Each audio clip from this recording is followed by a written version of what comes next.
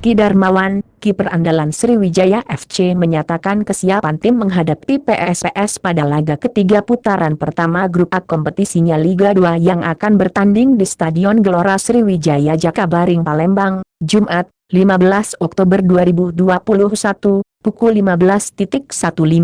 Kalau kami pemain kesiapannya semua sudah siap untuk pertandingan besok. Menghadapi PSPS. Saya rasa siaplah.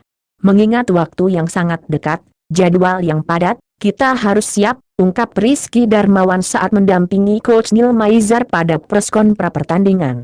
Melalui Zoom Virtual, Kamis, 14 Oktober 2021.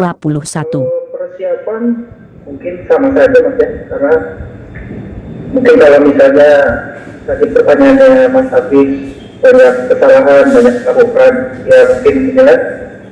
Karena kalau dibilang juga kita juga mengantisipasi itu ya, karena kemasukan atau kebobolan itu bukan hanya satu kesalahan juga gitu. Mungkin dari lini-lini yang lain juga masalah. Ya antisipasi kita tuh lalu antisipasi agar iya apa namanya lebih pertahanan lebih rapat. Itu aja sih Mas.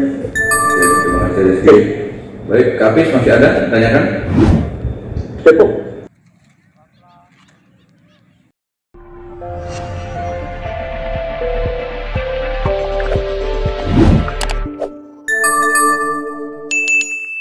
Dapatkan berita update dengan mengklik subscribe, lonceng dan berikan komentar.